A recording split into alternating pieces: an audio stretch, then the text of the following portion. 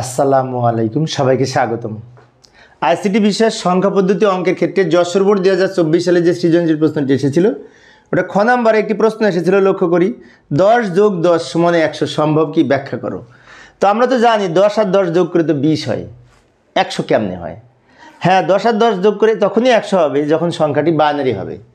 Binary সংখ্যার যোগফলের কথা এখানে বলেছে। যাই সমাধানের চেষ্টা করি। এইভাবে আমরা লিখতে পারি। প্রথমে প্রশ্নটি লিখে নিলাম, তারপর লিখব উত্তর। এখানে আমি সময় সংক্ষেপ করার জন্য দ্রুত লিখে দিয়েছি। এখানে লক্ষ্য করি বাইনারি সংখ্যার যোগফল নির্ণয়ের ক্ষেত্রে 10-এর সাথে 10 যোগ করে 100 হবে। আমি আবার বলছি, বাইনারি সংখ্যার যোগফল নির্ণয়ের ক্ষেত্রে 10-এর সাথে 10 যোগ করলে 100 হবে। কিভাবে হবে এখানে আমি দেখিয়ে দিব।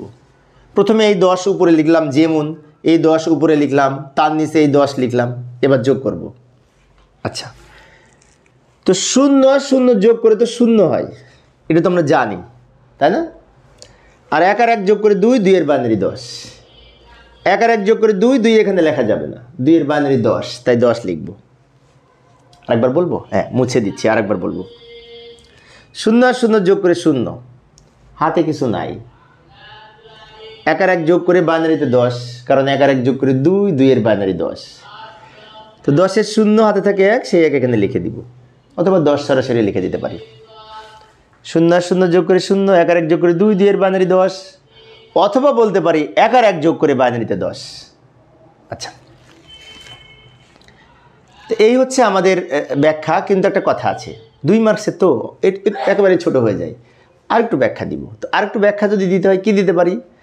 বাইনারি সংখ্যার যোগফলের নিয়মটা দিতে পারি, কিভাবে যোগ করতে হয় সেটা লিখে দেব। এই যে বাইনারি সংখ্যার যোগফল নির্ণয়ের ক্ষেত্রে 1 আর 1 যোগ করে 10 হয়, এই কথাটা লিখে দেব। বাইনারি সংখ্যার যোগফল নির্ণয়ের ক্ষেত্রে 1 আর 1 মানে এই 1 আর 1 যোগ করে 10 হয়েছে, তাই 1 আর 1 যোগ করে 10 হয়, এই কথাটা লিখে দিব। এইভাবে আমরা ব্যাখ্যা লিখতে পারি মোটামুটি। তো প্রিয় শিক্ষার্থী বন্ধুরা, এই ছিল আমার আজকের আলোচনা। আর এই বোর্ডের যে গ ঘ সহ আরও অন্যান্য বোর্ড রয়েছে, তার টোটাল প্রশ্নের উত্তর সৃজনশীলের আমি সমাধান করে একটি প্লেলিস্ট তৈরি করেছি। তো প্লেলিস্টটা আমি ভিডিও ডেসক্রিপশনে দিয়ে রাখবো, তোমরা ওখান থেকে দেখে নিতে পারবে। পরিশেষে সবাই ভালো থাকবে এবং সুস্থ থাকবে, এই কামনায় খোদা হাফেজ।